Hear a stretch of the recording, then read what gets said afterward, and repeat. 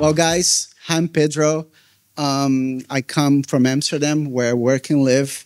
I'm originally from Brazil, and this is my second time here in Moldova. And as a Brazilian, I would never imagine that I would be here once, let alone twice. So yeah, it's great to be here and just share this part of the world with you and see what's going on here. It's really nice. I will, for sure, yeah. And thanks, guys. I work in the intersection of music and software engineer.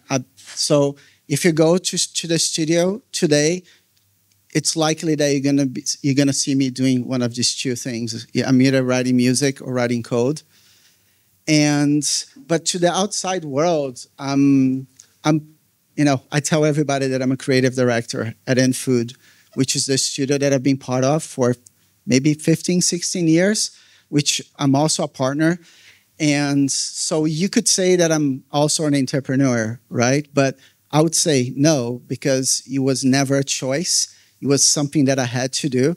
As some of you guys in this room probably know, when you're an artist or a musician, you need to be a hustler.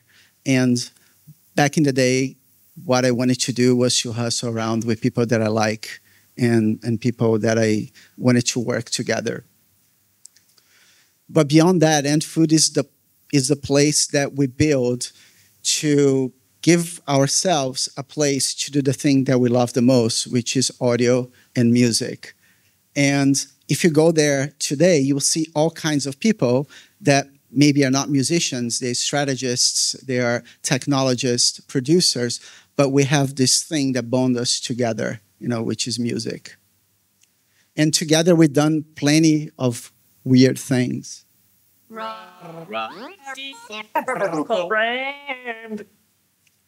We also experimented with the weird.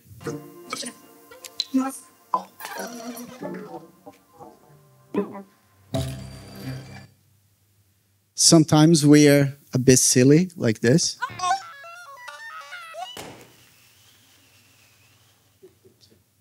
Or like this.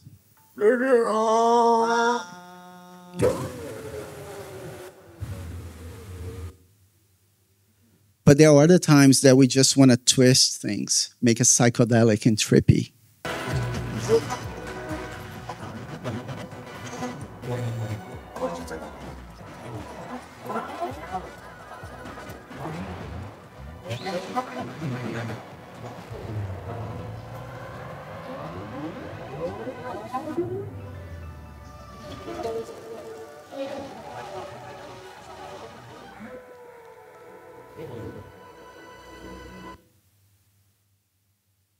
Oh, it stopped. Too late.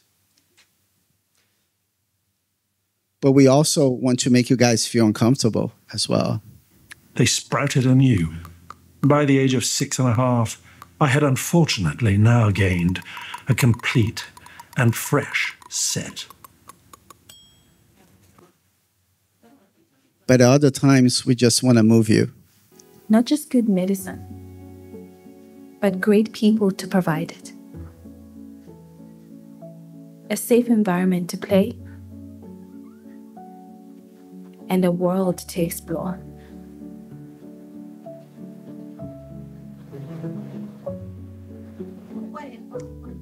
I made friends. I made mistakes. I realized passions and fell in love. Because in the end, all we want to do is to make you guys feel. Because that's what we do at Antfood. We design emotions. And once we realized that we had the power to do this, it changed everything for us. Because in the end, like humans, they need, for you to make a bond to things, products, friends, places, you need to feel something. And, just seeing our clients out there, we saw that this was something that brands really wanted. They wanted you to connect to them. They wanted you to trust them. So even though we weren't part of like the whole like branding or maybe design work, we found ourselves in this world where we were writing strategies for brands and how they could communicate through sound. And it felt really natural to us because we understood how to create those brands. And in the beginning, when we were testing the waters and we didn't have the vocabulary or we didn't know how to write strategy, what we did was, let's use creativity, to get the attention. And then we start looking for clients where creativity really matter more than strategy.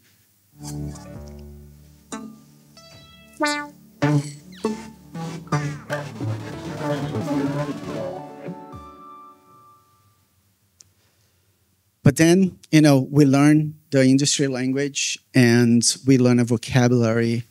We build a process around it so we can, serve clients strategically, and then bigger opportunities start knocking on our doors. Like this mnemonics YouTube, but we also did CBS and PayPal and a bunch of other brands, through this journey that we had through branding. But then, we reached a point where the industry knew us and Netflix knocked on our door and they said, well, we want you guys to revisit our logo, but we want you guys to also think about our journey in all of our touch points.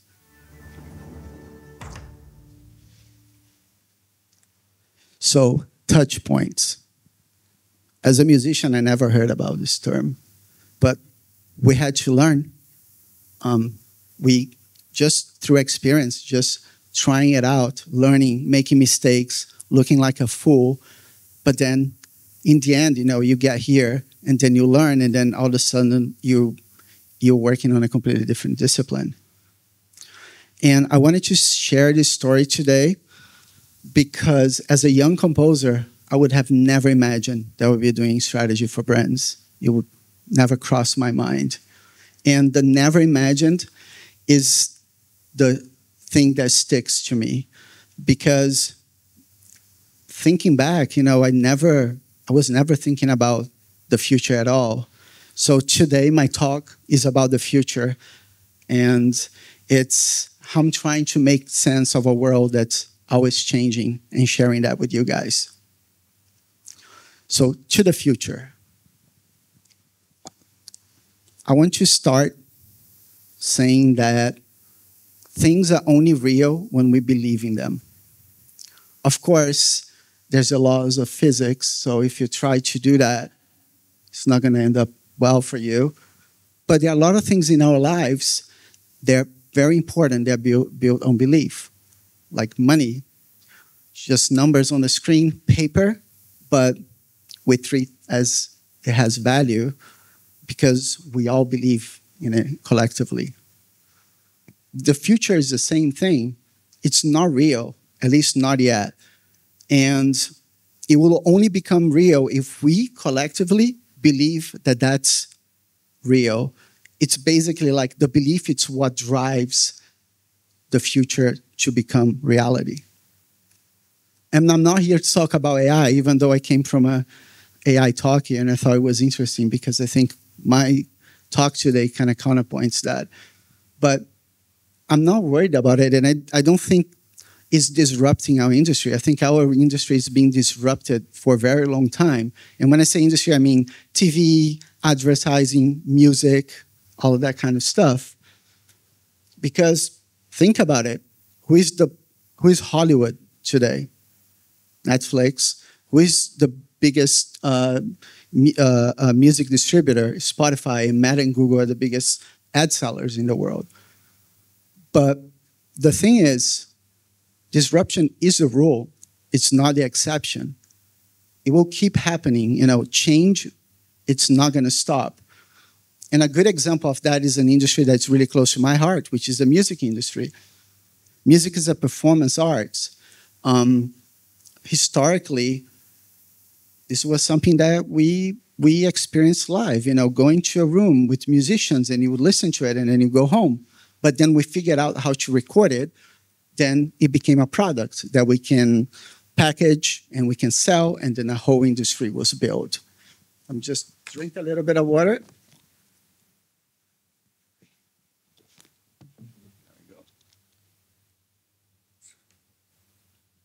So industries come and go, and if there is a commercial potential on the disruption or the industry that's coming up, there's always going to be people in for the money. But to me, what matters is what we make out of it, is a product of it. And if you look back at the music disruption, you know, when we created records, yeah, I mean, like there were some flaws. There were people being ripped off, you know, artists, you know, who lost everything to record labels. But in the end, it was a great thing. It democratized something that's very human. It allowed us to take music with us anywhere we want, to listen to things from faraway places, to build community, to build identity through it. So maybe the means don't matter as much as we think it does. Maybe as long as we have people who really care about the right things, pushing it forward, like connection, meaning, beauty, expression, you know, that's all we need. But one thing that's kind of giving me a little bit of pause is how we're talking about the future now. It's like, it's going to happen, guys. Just brace yourself. But future is not destiny. Future is not a decree. Future is a vision, one that you invite people to be part of. It only becomes real again when we all believe in it.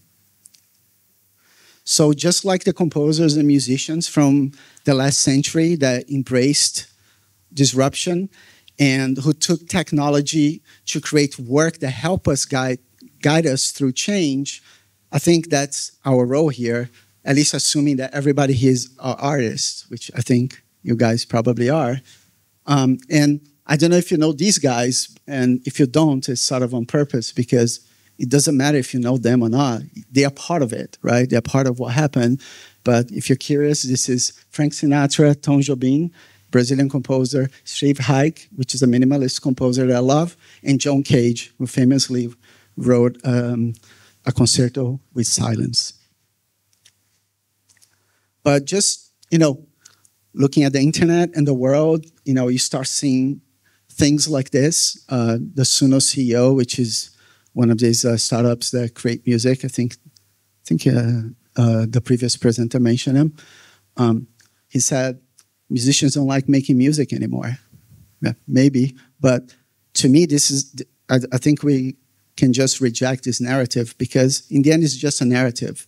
It's a future, but maybe it's not our future, it's just his future. And this rejection doesn't come out of fighting disruption. It comes out of wanting to be part of it, to humanize it. To me personally, now it's a really exciting time, because in some ways it's a wake-up call for us to pivot back to what really matters. You know, it's time to remember why we do what we do. Why do I write music, and why these guys design? As artists and creatives, we've always been in the center of change, and this is a great opportunity for us. So remember when I told you guys that I wasn't thinking about the future? Well, now I am, at least it looks like, but just daydreaming about the future is not enough. Because when you're going in uncharted waters, you need a North Star to guide you, and you need a port to go back to when things get rough. And with that, we sort of land in the heart of the talk today, the conversation, which is, how do we imagine a future, and how do we discover our North Star, you know, to go to that future? And I'm going to share a little bit of what it looks like to me, in the hopes that, you know, that's going to sort of help you reflect on your own North Star and future. I have these 3 stars, which are going to be my North Stars. Sorry, designers. So for the first star, I want to do a throwback to when I was a teenager in Rio. And I started professionally in music in 1998, back in my hometown, Rio. And interestingly, back then I had two opportunities. I was very lucky. The first one was early digital, early musical, a digital music distribution company. And they were very early, they were before iTunes, back when the record labels were just suing everybody. I don't know if you guys are old enough to remember that. But the company still exists, but they never reached their aspirations. They had the right idea, but maybe they weren't in the right place, Brazil, at the right time, the late 90s. I had this other opportunity as well, working in a music house that did music for ads. And at the time, I wasn't thinking about a purpose, but I wanted to work with music, and I wanted to be a composer and create. And this place was full of these guys, They were all musicians, and they were mentors to me, So I went to that direction. You could say that maybe what I chose wasn't the purpose path, the right one. Maybe if I stayed on the other company, I could have, impacted music distribution and make something better for musicians, have a bigger impact in their lives. But again, time and place, it wasn't the right moment for the company, but it wasn't the right moment for me as somebody who is just starting their career to pivot to something else just to find purpose. Because in advertising, the place that I chose to start, there was a lot of purpose going around. In the 90s, for better or worse, advertising relied a lot on ideas and craft. And these are just two examples from that time, Budweiser and Guinness. Remember, Budweiser is an American commercial that even got to Brazil, because TV ads, they had a massive reach. And great ads didn't just sell more, they impacted culture. And this is where we started at Antfood. And that allowed us to build the studio and the team that we always dreamed of. A place that was full of people that cared about the same things that we did. And back then, our goal was very simple. Let's just make great music, great sound. And for a while, that was enough, because every now and then you would see a glimpse of the world and see that people cared about what we do. We made this track for Emirates 12 years ago, and then we go on YouTube and people would just make covers of it and stick images and upload to YouTube. So we had that feedback, and beyond that, we are collaborating with, filmmakers, copywriters. So it felt meaningful to us. But we are riding on the past disruptions, the ones that created the music industry, but also the advertising industry and the film industry. And those industries were aging, and slowly they got disrupted too. First, we had the internet. Then we had, the tech industry becoming the biggest industry in the world. Then everything changed in how we communicate, work, and consume, and pay attention. All of a sudden, everybody had like a computer in their pockets that could have access to all the content ever created. And media fragmented, and advertising shifted, and stopped being about creativity and craft, and it started becoming more about data, about targeting, and the algorithm. Nobody knows what the algorithm is, but we'll say they exist. And let's be honest, that's maybe not a good place for an artist or a musician to be. But at Antfood, we almost like instinctively start moving with the world a little bit. And we started as a music house, so we were doing music for ads, but then, as the industry started getting disrupted, we start changing and doing other things beyond that. The first one is sound design, that I already mentioned. But we also do a lot of creative tech, and this project is interesting because there's no music at all. It's just programming and ideas. We also do a lot of immersive experiences, interactive installation, and games. And I don't think we shifted because we aspire to be strategists and programmers. but because we are drawn to work with things that matter to someone, to make work that moves people, work that means something to at least one person, even if that person is only you, because in the beginning, nobody's going to care, just you. And if you don't care, it's just not going to happen. And if that means pivoting, taking the risk, looking like a fool, well, that's fine. It's a price to be paid. So today I understand that it doesn't matter the tools that you use. It doesn't matter the form of your work. It doesn't matter the discipline that you're working in. As long as there's purpose in there, you're on the right path. So my first star is purpose. And I'm going to drink some water again.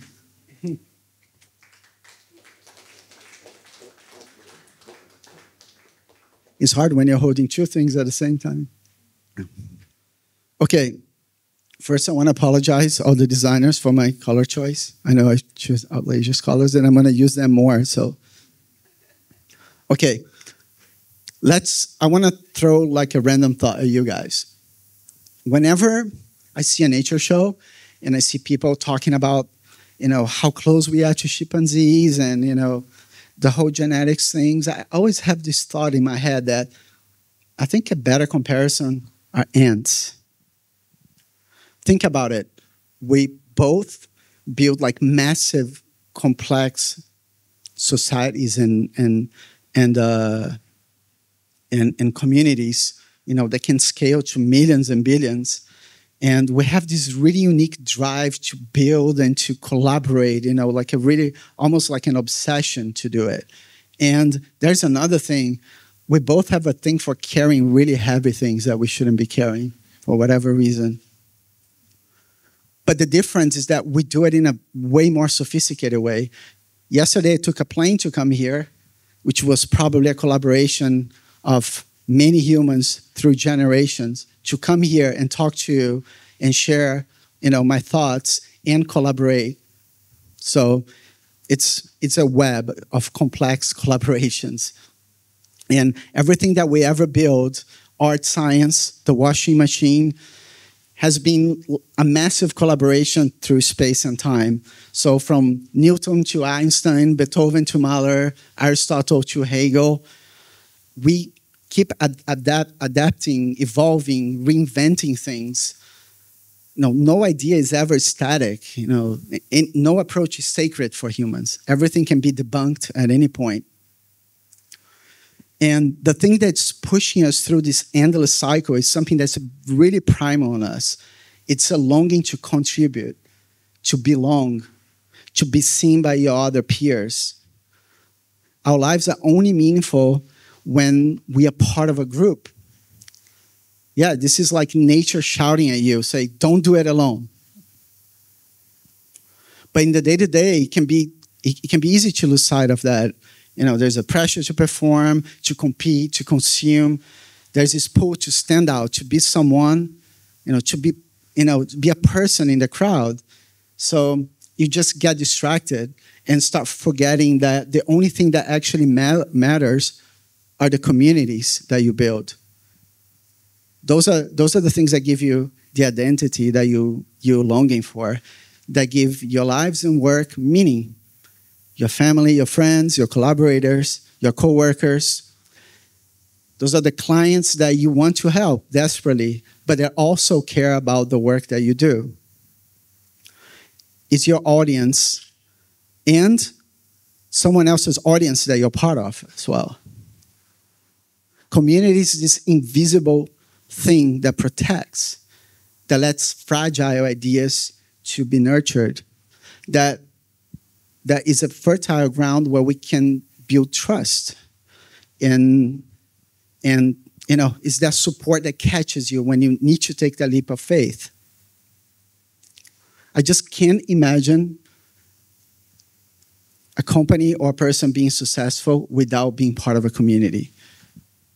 Because when you create something meaningful, you are creating with and for a community. So community is my second star. Not there yet. And I keep going with my colors. All right, moving on. And I have another very quick story for this one. We used to have this slide in our deck that said unorthodox experimentation. And back then we were trying to get some branding work, like talking with corporate clients, going meetings. And we did this pitch that didn't work out. And then we asked for feedback. And they told us that experimentation made them uneasy. And they wanted like certainty, clarity, a predictable outcome. And I understand the sentiment. Why risk the unexpected? Who wants to change what's working now, right? It's working. What you already know is a comfortable place. But remember in the beginning of the presentation, when I was talking about opportunity and times of change is an opportunity. Why did I say that? It's because the changing world is the thing that pushes us to go outside. We need to be creative to survive, and that brings more creativity. We need to figure it out, and we need to experiment. When you put yourself in an experimental mindset, you just forget about the risk. You're not clinging to what you build. You're not building walls around you to protect. You are in a state of movement. You are the polar bear that just hibernated and woke up and needs to figure out where is the next opportunity. A changing world is an opportunity for those of us, who don't like going outside, to be this polar bear. When you experiment, you're not worried about what you might lose because you're too busy just focusing on what you could discover. So experimentation is my third star. And with that, I sort of built a framework for me.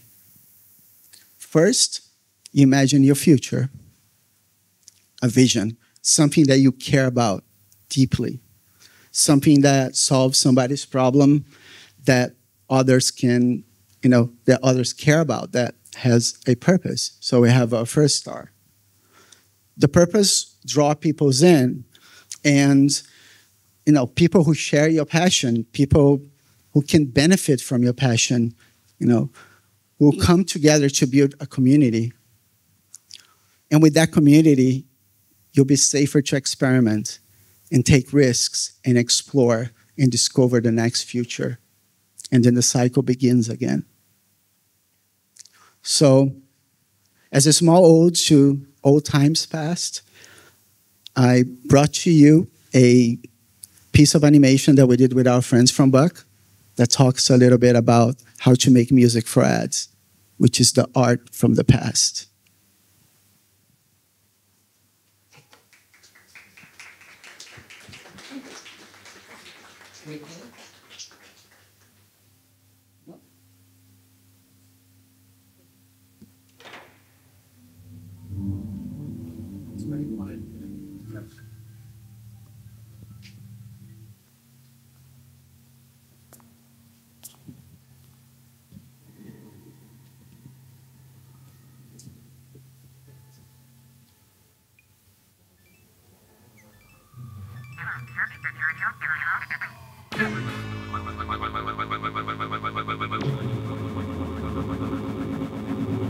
Hello.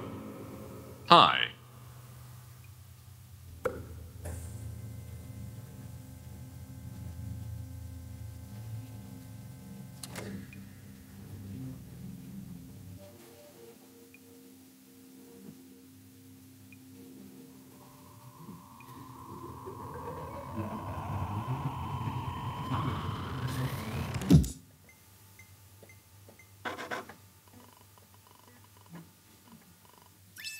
Ready to make some music?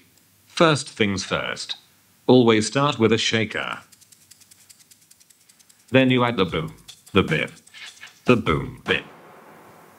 Don't forget glockenspiel and pizzicato strings. Oh, no, the client does not like it. How about we try DX7 Power Ballad? No. What about butt rock? Or barbershop quartet, but from the dystopian future. Rock and roller coaster, Soviet baby metal, danger, danger, danger, danger, danger, danger, danger, split a chord, medieval clowns, rhythm and chunk, Weedlebos is that silver blue, and post-apocalyptic lowercase lizard stomp. Oh crackers, your brain is not coming up with any good ideas. It's so hard to please other people. Asterisk sigh, asterisk. Analyzing waveform. Generating new sequence. Yo, check this out.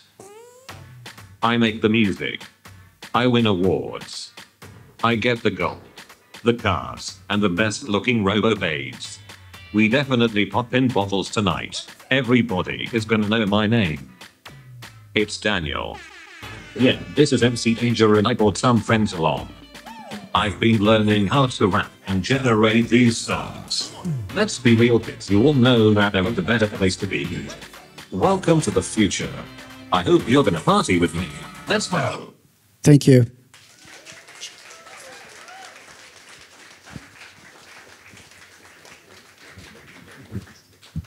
Thank you, Pedro. Do we have some questions here? This was amazing. The quality of work that you do is awesome. Thanks. And throughout all of the projects that you work on with, big brands, but also the passion projects that you do, they're amazing. So thank you for sharing that with us. I was wondering if you notice that you have a particular type of project that is your favorite, or the one that, I don't know, when you see the brief, you're like, I know we'll do this one. And what kind of project is that usually?